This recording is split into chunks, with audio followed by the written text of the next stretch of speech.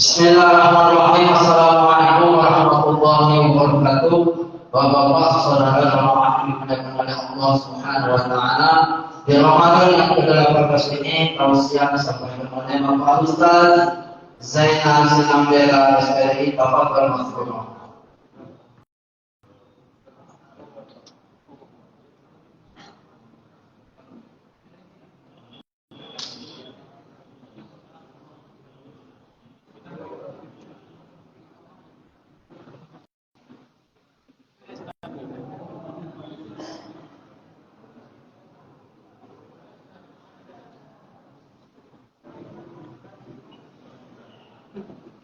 Bismillahirrahmanirrahim. Assalamualaikum warahmatullahi wabarakatuh. Alhamdulillahilladzi waqafa wa asyhadu an la ilaha illallah wahdahu la syarika lah wa asyhadu anna Muhammadan abduhu wa rasuluhu alladzi la nabiyya ba'dahu. Allahumma shalli ala sayyidina Muhammad sayyidil Mustafa wa ala alihi wa sahbihi wa man tabi'ahu wa wala. La haula wa la quwwata illa billah. Allah ta'ala fi kitabillah. A'udzu billahi minasyaitonir rajim. Ya ayyuhalladzina amanu taqullaha wal tanzur nafsum ma qaddamat lighad wattaqullaha innallaha khabirum bima ta'malun. Wa qala Nabi sallallahu alaihi wasallam, ittaqillaha haitsu ma kunta wa atbi'is sayyi'atil hasanata tamhuha. Sallallahu alaihi wasallam Nabi karim wa nahnu ala dzalika min as-sayyi'in wa syahidin walhamdulillahi rabbil alamin. Rabbana zidna ilman nafi'an wa fahman sahihan wa hifzan ma'an wa la tunsina ma'alimna bi rahmatika ya arhamar rahimin. Allahumma faqihna fid-din wa 'allimna bit-ta'wil wa hifzna dina wal malaikatil muqarrabin. Orang tua kami, bapak-bapak, saudara-saudara jamaah majelis taklim yang dirahmati serta dimuliakan oleh Allah Subhanahu wa taala, beserta para pemirsa yang sedang menyaksikan kajian live melalui akun Facebooknya Bapak Indra GMD.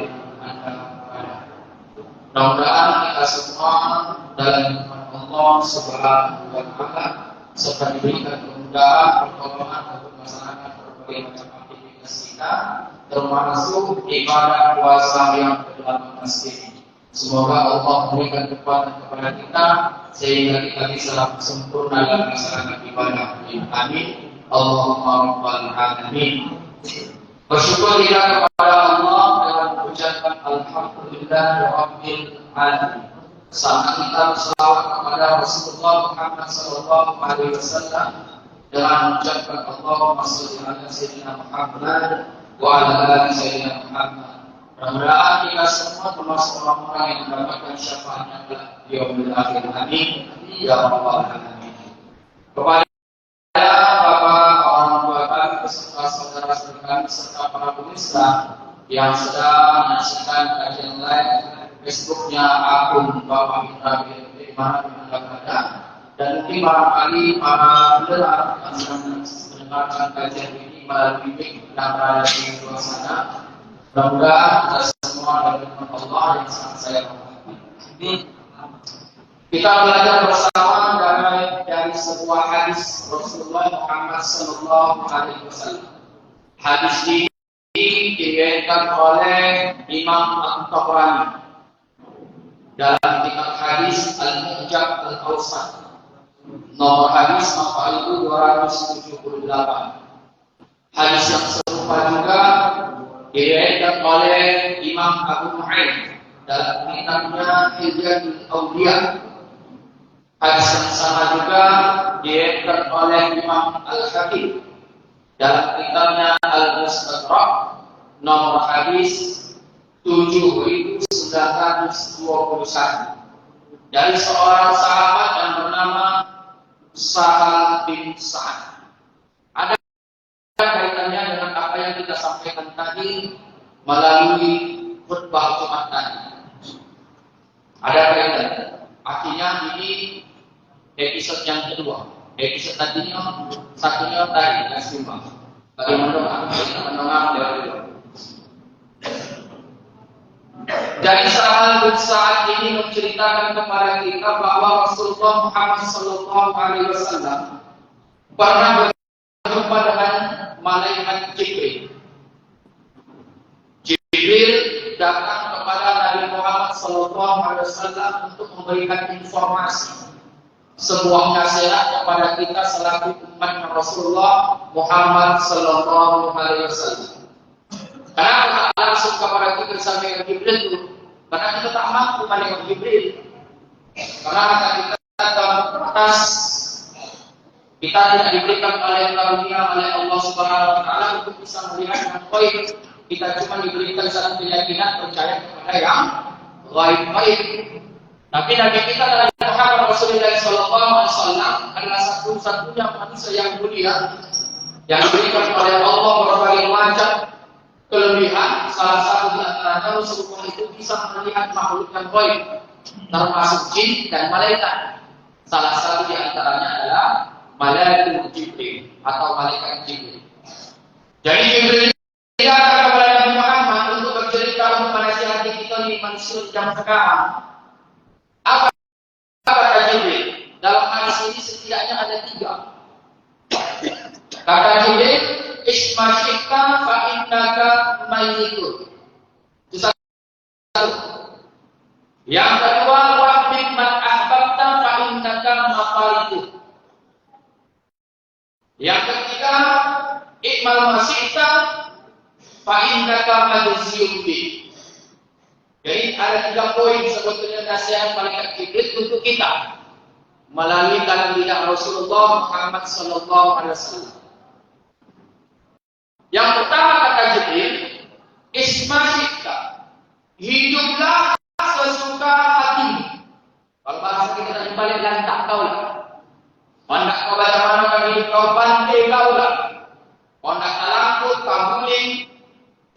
Hendak sukses atau hendak melarat. Hendak alim atau hendak jahil. Hendak taat atau hendak maksiat, bantai kau. Lantak kau, hendak hati kau, terserah kau. Kalau bahasa kita, kalau bahasa hadisnya, hiduplah sesuka hatimu. Tapi ingat kata malaikat Jibril, fa innaka mayyitun. Kau pasti akan mati. Cepat atau lambat kau pasti akan mati. Nah, disinilah ada kaitannya dengan apa yang kita sampaikan tadi melalui bab tadi. Kita manusia yang dihidupkan oleh Allah pada dasarnya fitrah kita harus mengabdi, mematuhi perintah Allah serta meninggalkan apa yang dilarang oleh Allah. Disebut nama tersebut. Wa ma khalaqtul jinna wal ins illa liya'budun. Ketika kita melakukan kehidupan ini untuk beribadah kepada Allah, mematuhi perintah Allah dan meninggalkan apa yang dilarang oleh Allah, memang sudah begitulah sunnatullah. Memang hidup itu harus kita habiskan ke situ. Nanti kalau perkara nanti kapan kita cari makan? Jangan salah, mencari nafkah pun juga itu adalah bagian dari ibadah. Jika kita landasi mencari nafkah itu karena semata-mata karena Allah Subhanahu, bukankah diajarkan oleh Allah kita dalam Al-Quran? Qul, katakan ya Muhammad, inna sholati wa nusuki wa mahyaya wa mamati. Sampai mati kita pun harus lillahi rabbil alamin. Harus berdasarkan karena Allah Subhanahu wa ta'ala. Jadi ketika kita mau bekerja mencari nafkah, lalu kita anggap itu adalah sebuah kewajiban yang harus kita lakukan sesuai dengan perintah Allah, maka itu akan menjadi ibadah. Tapi kalau kita berdasarkan dengan hawa nafsu, itu tidak akan menjadi ibadah di mata Allah Subhanahu wa ta'ala. Itu salah satu contoh. Silakan hidup sesuka hatimu. Hendak bercemanakan hidup kalau hendak taat kepada Allah, kau yang beruntung. Tapi kalau kau bermaksiat di hadapan Allah, kau yang lagi rugi. Kenapa? Hidup itu tak akan lama, bro. Coba aku. Rasa-rasanya kalau kita tengoklah anak-anak kita ni, baru lagi rasa-rasanya kita anak-anak, iya kan? Tahu-tahu sudah punya anak. Baru lagi rasanya sudah punya anak, tahu-tahu sudah punya cucu. Tahu-tahu tadi masuk sudah keluar. Tahu-tahu sebentar lagi masuk asar. Tahu-tahu masuk maghrib. Tahu-tahu sudah diumumkan apa besok. Assalamualaikum warahmatullahi wabarakatuh. Inna lillahi wa inna ilaihi raji'un. Tahu-tahu awak senang. Tahu-tahu. Begitulah perjalanan hidup itu sangat cepat. Dan pada dasarnya kematian itu semakin dekat, bukan semakin jauh. Waktunya semakin jauh, dan kematian itu semakin dekat. Hari ini, kalau tak mampu kita beramal ibadah, maka tak akan kamu dapatkan lagi hari ini seperti hari yang akan datang. Kalau hidup dalam penuh kemaksiatan, silakan kau letakkan. Nak kau mau kemana kan hidup. Tapi ingat, kau pasti akan mati.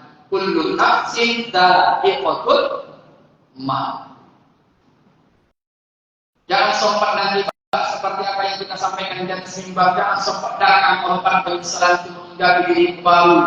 Teringat engkau mau beribadah kata Allah. Itulah tadi ending dari cerita kita di atas mimbar tadi.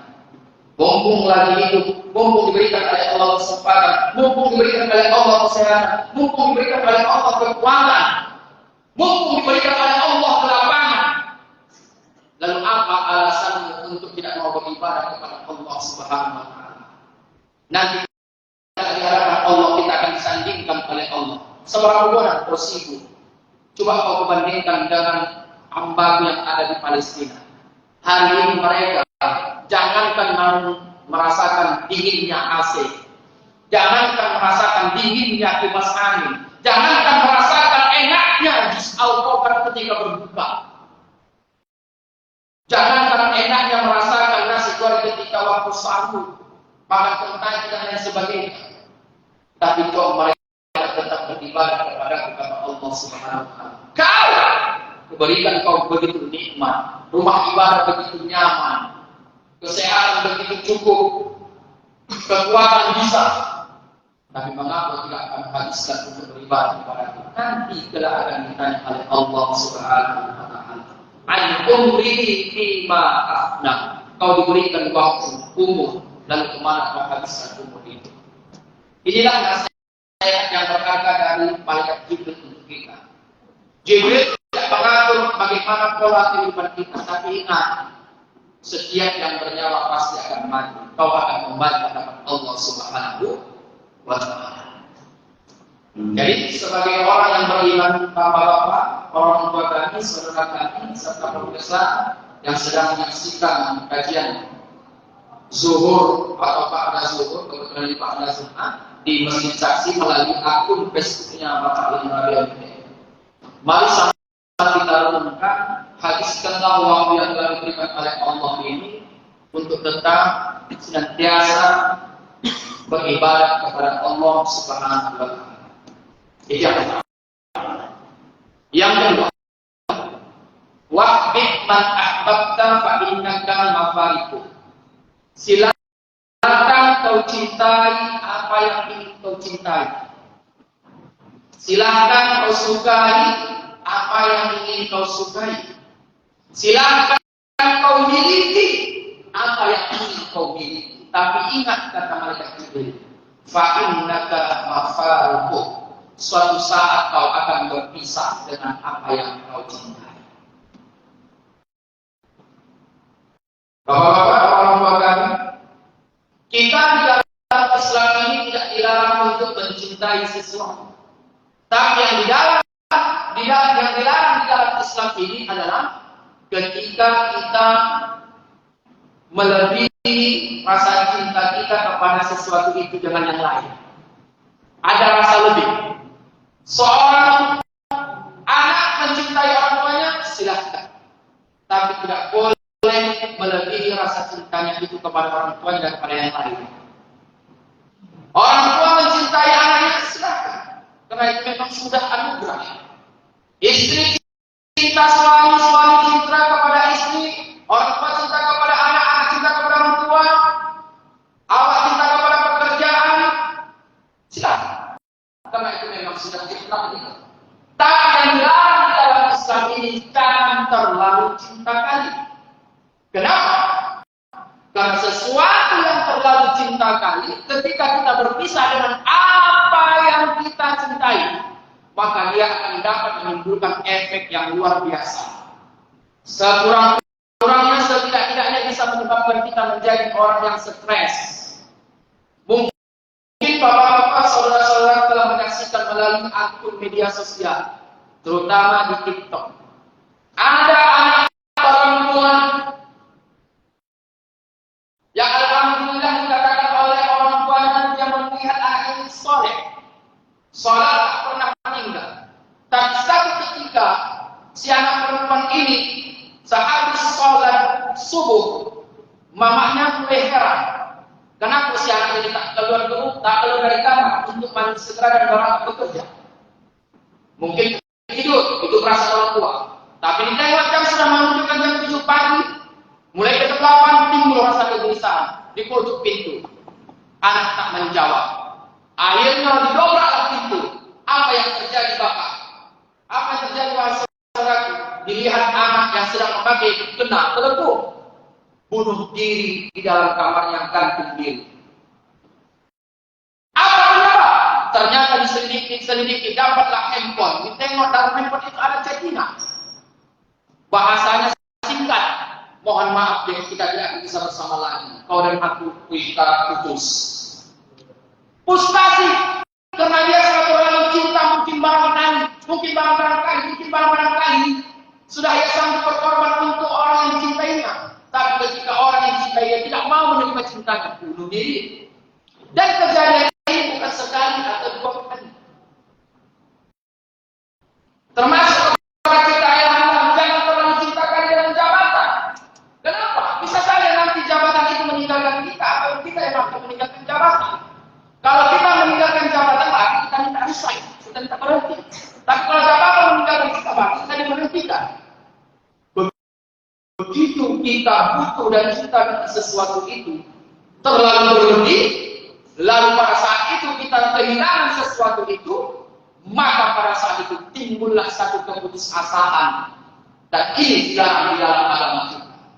Yang boleh cinta itu berlebih, sebagaimana Allah jelaskan dalam Al-Quran, sifatnya orang beriman itu cintanya cuma satu, yaitu Allah dan Rasul. Quran surah Al-Baqarah ayat 165. Sifat orang mukmin itu kalau mencintai, siapa dicintainya? Allah. Walladzina amanu asyaddu hubban lillah. Dan tahu kalian, orang-orang yang beriman itu yang dicintainya adalah bukan orang tuanya, bukan anaknya, bukan kekasihnya, bukan pekerjaannya, tapi yang dicintainya itu adalah Allah Subhanahu wa Ta'ala.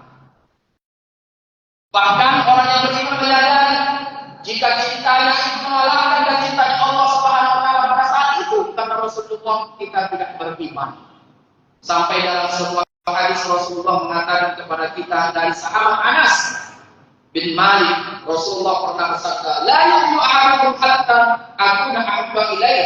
Kau tak dikatakan beriman, kata Allah, kata Rasulullah, kalau kau tidak mencintai diriku, lebih mencintai daripada orang yang kau cintai.